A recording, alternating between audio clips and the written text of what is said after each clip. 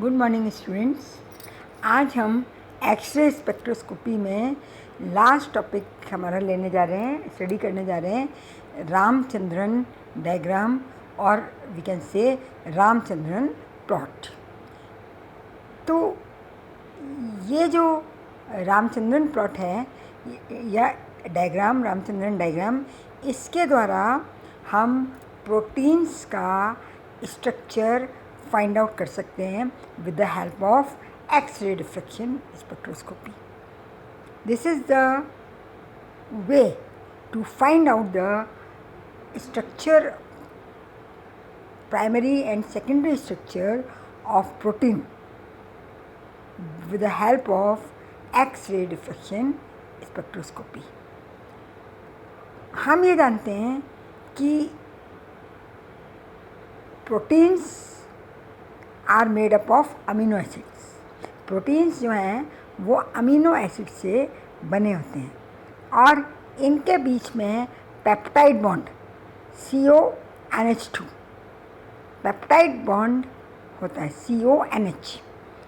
और प्रोटीन का जो स्ट्रक्चर है वो इन पेप्टाइड बॉन्ड्स पे डिपेंड करता है।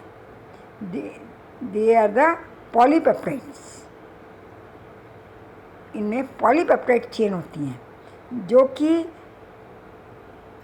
प्रोटीन बैकबोन के अलोंग रोटेशन को डिस्क्राइब करती हैं। और इनमें दो एंगल्स होते हैं, टॉर्जन एंगल, जिनको हम बोलते हैं torsion angles. The two torsion angles of the polypeptide chain describe the rotation of the polypeptide backbone around the bonds between nitrogen and alpha carbon and alpha carbon and another carbon। दो angle हैं जो polypeptide chain में rotation को बताते हैं। एक angle है, आप इस फिगर में देखिए, किस किस के बीच में, नाइट्रोजन और alpha carbon. Alpha carbon is that carbon which is directly attach to amino group. तो इस एंगल को हम कहते हैं phi. The angle between nitrogen and alpha carbon called phi. And ये अनदर एंगल है किस किस के बीच में, अल्फ़ा कार्बन और another carbon of CH2 group. This is called phi. This is called psi. It provides an easy way to view the distribution of torsion angles of a protein structure. This is the structure of the protein. CONH. This is the polypeptide chain. This polypeptide backbone shows the angle phi and psi which describe the rotation of the polypeptide backbone. Now see, these are the two angles. It also provides an overview of allowed and disallowed regions of the torsion angle values. इसमें से कौन से angles पर rotation allowed होगा और कौन से एंगलों पर रोटेशन जो है वो अलाउड नहीं होगा, ये भी हम रामचंद्रन डायग्राम या रामचंद्रन प्लॉट से समझ सकते हैं। Torsion angles are among the most important local structural parameter that control protein folding. Torsion angles are among the most important local structural parameters that control protein folding। आप जानते हैं कि प्रोटीन्स का नेचर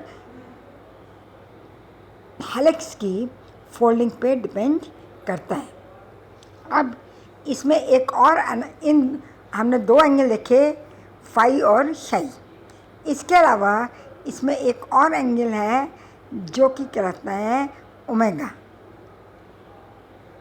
ये जो ओमेगा एंगल है, that angle is between carbon and nitrogen, carbon of the carbonyl group, CO group, and nitrogen. This angle is called omega. Third possible torsion angle within the protein backbone is omega. See, this is omega angle represented by omega. If we would have a way to predict the Ramachandran angles for a particular protein, we would be able to predict its 3D folding. अगर हम इन angles, इन torsion angles की value find out कर लें तो हम protein की folding को predict कर सकते हैं. The reason is that these angles provide the flexibility required for a polypeptide backbone to adapt a certain fold. Since omega is essentially flat and fixed to 180 degree. This omega angle, ये जो है that is essentially necessarily it is a flat and fixed to 180 degree. तो बाकी दोनों जो angle हैं that is phi and psi, ये flexibility provide करते हैं, provide a flexibility required for a polypeptide backbone to adapt certain type of fold. This is due to the partial double bond character of the peptide bond. Double peptide bond में partial double bond character होता है. तो partial double bond character होने की वजह से क्या है, there is a restricted rotation. This partial double bond character restrict rotation around the carbon nitrogen bond. See, carbon nitrogen bond, and placing two successive alpha carbons and carbon, oxygen, nitrogen and hydrogen between them in one plane. See, there are two successive alpha carbon atoms of different amino group and carbon, oxygen, nitrogen and hydrogen, which comes in between those successive alpha carbons are present in one plane. फिर से समझ लीजिए, दो amino acids के alpha carbon और उन दोनों alpha carbon के बीच में आने वाले कार्बन, ऑक्सीजन और नाइट्रोजन एंड ऑल्सो हाइड्रोजन, जो कि किस ग्रुप को बिलोंग कर रहे हैं, कार्बोनिल ग्रुप को और अमीनो ग्रुप को, ये सारे के सारे एटम्स एक प्लेन में होते हैं. किस वजह से, रेस्ट्रिक्टेड रोटेशन की वजह से. Restricts rotation around carbon nitrogen bond, placing two successive alpha carbons and carbon, oxygen, nitrogen and hydrogen between them in one plane. अब ये जो प्लेन है, this plane is very important to assign a particular structure to the protein. Or we can say, thus rotation of the protein chain can be described as rotation of the peptide bond planes relative to each other. Thus rotation of the protein chain can be described as rotation of the peptide bond planes relative to each other. Protein chain का rotation हम कैसे describe कर सकते हैं? Protein chain का rotation का मतलब है कि पेप्टाइड बॉन्ड के जो प्लेन्स हैं उनका रोटेशन एक दूसरे के सापेक्ष, rotation of the peptide bond planes relative to each other is known as rotation of the protein chain. Now see, this is the diagram which gives idea about the torsion angles, that is phi, psi and omega. ये जो torsion angles होते हैं they are the dihedral angles. ये dihedral angles हैं which are defined by 4 points in the space. ये space में 4 points के द्वारा डिस्क्राइब किए जाते हैं. सी अपर डायग्राम, इसमें ब्लू कलर से 4 पॉइंट्स दिखाई दे रहे हैं, A, B, C and this one is D. So the torsion angles are dihedral angles which are defined by 4 points in space. These points are C, A, थोड़ा बड़ा करके आप देखिए, A, B, C and D. अब in proteins, 2 torsion angles, that is phi and psi, describe the rotation of the polypeptide chain. ये 2 angle कौन कौन से? phi and psi. आप जानते हैं phi is the angle between nitrogen and alpha carbon and psi is the angle between alpha carbon and another carbon. ये जो हैं ये डिस्क्राइब करते हैं rotation of the polypeptide chain around the 2 bonds on both side of the alpha carbon atom. Alpha carbon atom, see this is the alpha carbon atom. इस alpha carbon atom के दोनों side में जो bonds हैं उन bonds के along rotation को describe करते हैं. कौन कौन से एंगल? Phi and Sai. इस फिगर में हर एटम्स के बीच की बॉन्ड लेंथ की वैल्यू आपको दी गई है और रोटेशन की डायरेक्शन दी गई है, जिससे आपको पता चलेगा कि ये जो बॉन्ड लेंथ हैं they are between single bond and double bond. तो इन पॉलीपेप्टाइड बॉन्ड्स में पार्शियल डबल बॉन्ड करेक्टर है and due to the partial double bond character their rotation is restricted. Free rotation नहीं है and due to the restricted rotation they have a definite geometry or we can say definite structure in space. So this is about torsion angle. Now next we come to in angles के बारे में जब हम पढ़ते हैं तो हम क्या देखते हैं, ये जो चारों पॉइंट्स हैं स्पेस में ये किससे डिस्क्राइब किए हमने? They are describe by point A, B, C और डी. ये जो ऊपर फर्स्ट पॉइंट है ब्लू से आपको लिखा हुआ दिखाई दे रहा है दैट इज़ ए पॉइंट. ये कौन सा पॉइंट है आपका? दिस इज़ द और इसके नीचे जो बेस में दिखाई दे रहे हैं these are the 2 points B and C और अगेन ऊपर.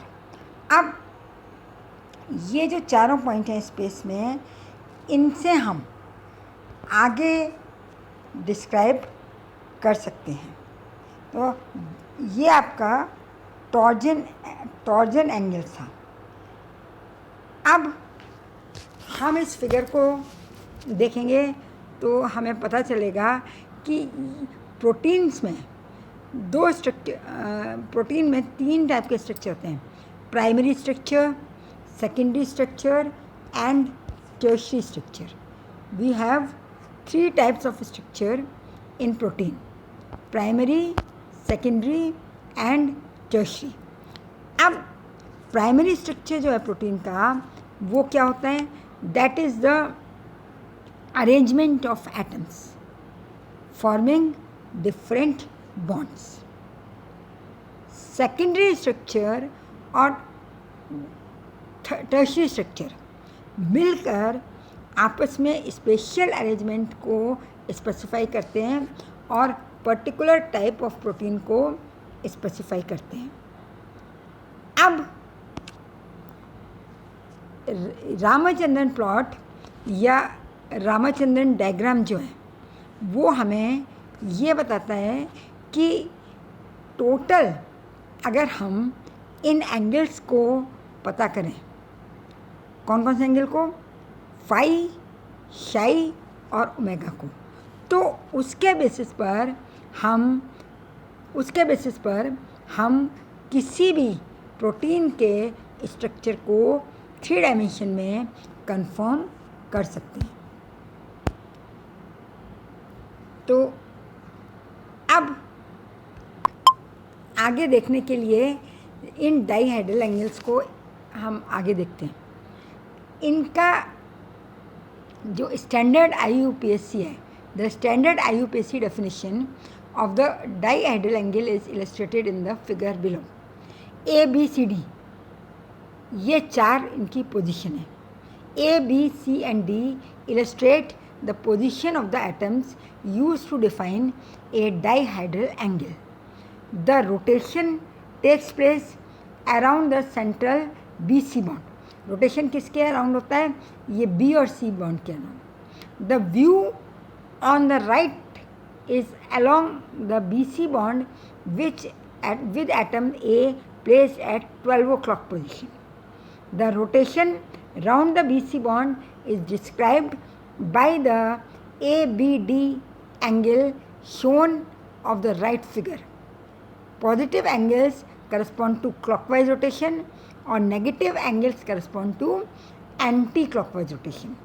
पॉजिटिव अगर रोटेशन क्लॉकवाइज है तो एंगल शाई और फाई पॉजिटिव होगा, और अगर एंटी क्लॉकवाइज है तो एंगल की वैल्यू नेगेटिव होगी. The protein backbone can be described in terms of phi and psi and omega torsion angles of the bonds. The phi angle is, हमने पहले देखा, around the nitrogen and carbon alpha. CM is carbon alpha. See this is written here carbon alpha. And blue से जो है that is nitrogen. तो nitrogen और carbon alpha के बीच में एंगल इज फाई, और कार्बन अल्फा और अनदर कार्बन के बीच में एंगल इज शाई. The psi angle is around carbon alpha and carbon bond. The omega angle is around the carbon and nitrogen bond. That is peptide bond. Omega जो bond है that is the peptide bond between carbonyl group and amino group. ये देखिए nitrogen and blue colour में और blackish colour में, greyish colour में carbon of the carbonyl group.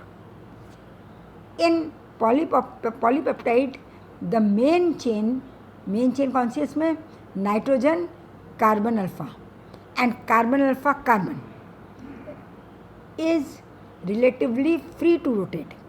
ये जो चेन है, क्योंकि ओमेगा एंगल जो है वो 180 है, इसलिए it is free to rotate. These rotations are represented by the torsion angles phi and psi respectively. G and Ramachandran used computer model of small polypeptides to systematically vary phi and psi with the objective of finding stable conformation. Ramachandran ने computer model use किया phi और शाई को धीरे धीरे very करके कब तक जब तक कि स्टेबल कन्फर्मेशन हमको प्राप्त नहीं हो जाए. अब for each conformation the structure was examined for close contact between atoms. Atoms were treated as हम जानते हैं hard spheres with dimensions corresponding to their van der Waals radii.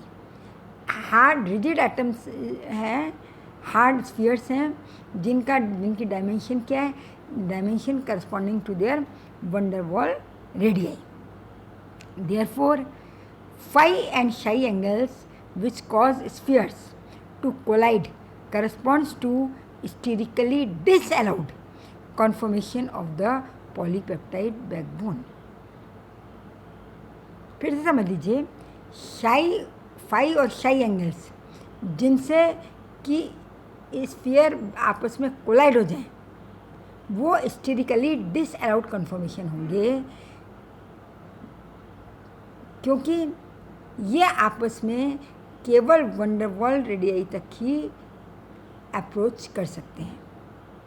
Therefore phi and psi angles which causes spheres to collide किसके correspond करेंगे, correspond to sterically disallowed conformation of the polypeptide backbone.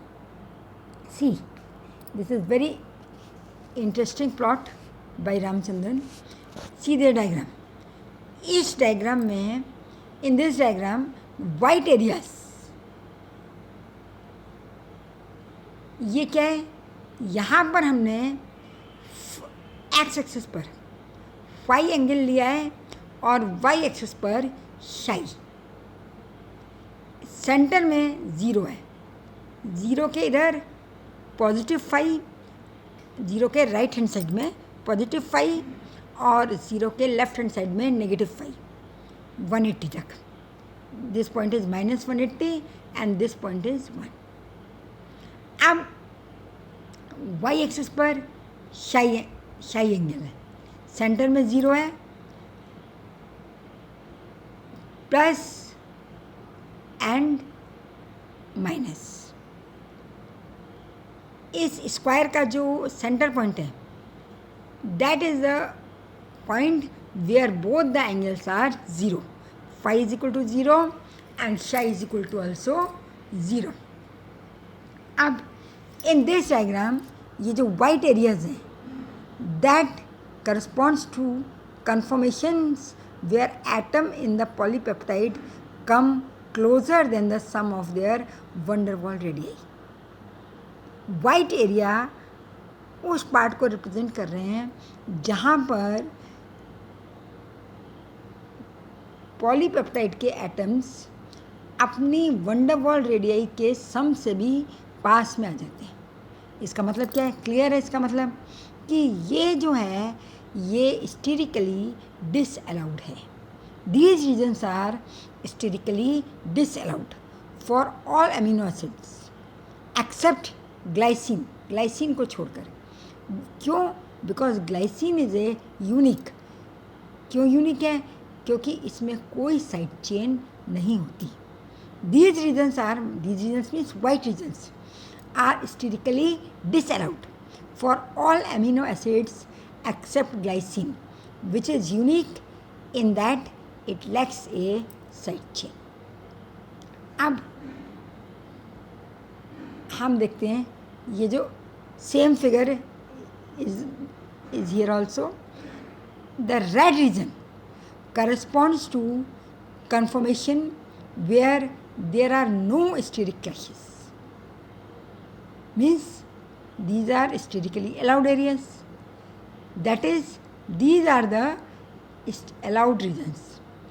अब इन allowed regions के लिए namely alpha helical and beta sheet conformation. नीचे वाला जो region आपको दिखाई दे रहा है, lower region, that is right handed, right side में right handed alpha helical, because protein is a helical structure. और अपर पार्ट में जो है दैट इज बीटा शीट. अब द येलो एरियाज, इस फिगर में आपको कुछ येलो एरियाज भी दिखाई दे रहे हैं, show the allowed reason if slightly shorter van der Waals radii are used in the calculation. That is, the atoms are allowed to come little close to each other. So they are allowed regions, slightly allowed regions. This brings out an additional region which corresponds to the left-handed alpha helix. ये yellow region, इसको हम क्या कहेंगे? It is left handed alpha helix. जी, this Ramachandran diagram is divided into 3 parts. White, disallowed; red, allowed region; right-handed alpha helix and beta sheet; and partially allowed left-handed alpha helix. So this is the Ramachandran diagram for protein. अब जो L amino acids होते हैं, L amino acids cannot form extended region to left-handed helix. इनमें जो yellow part है left-handed helix वो नहीं होगा. But occasionally individual residue adopt this conformation.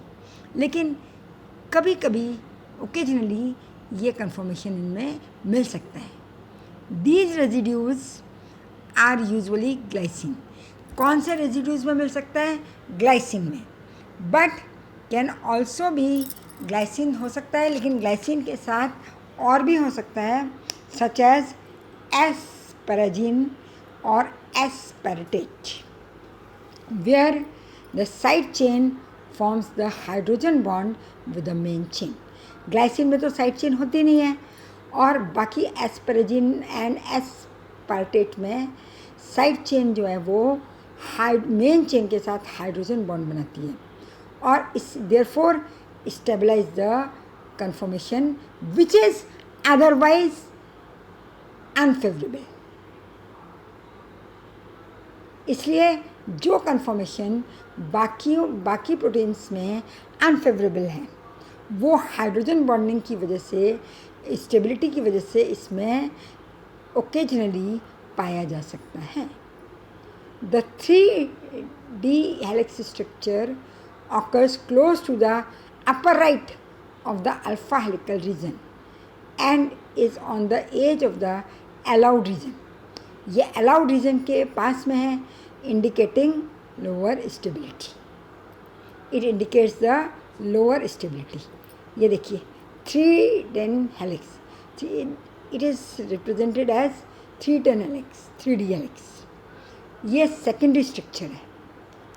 It is the secondary structure of the protein, found often in proteins and polypeptides.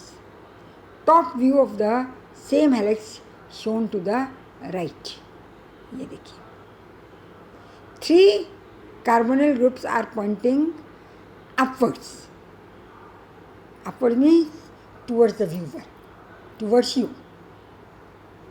Spaced roughly 120 degree apart of the circle. Circle से इनका distance कितना है? 120.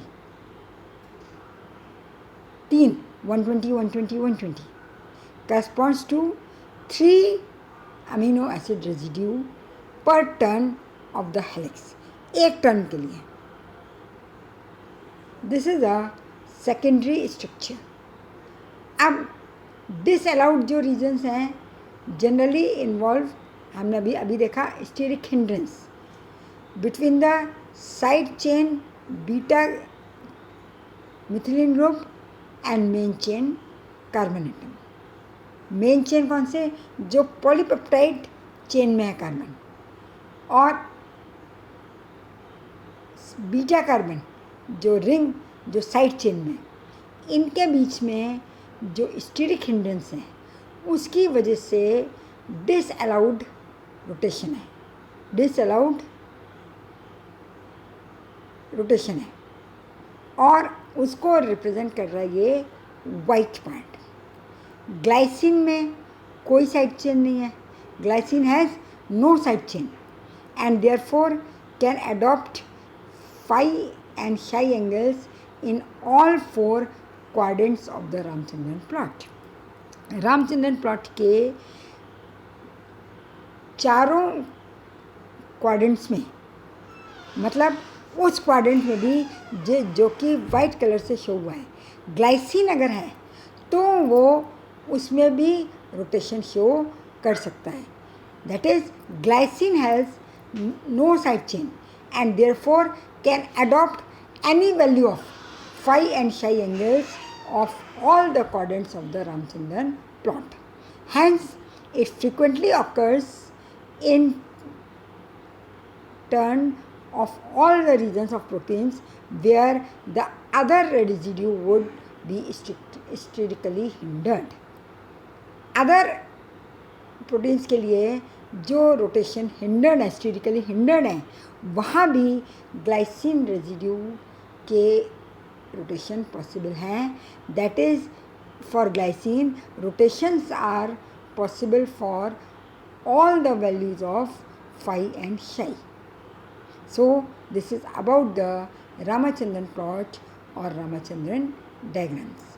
This is all for today, and this conclude our X-ray diffraction spectroscopy. Thank you.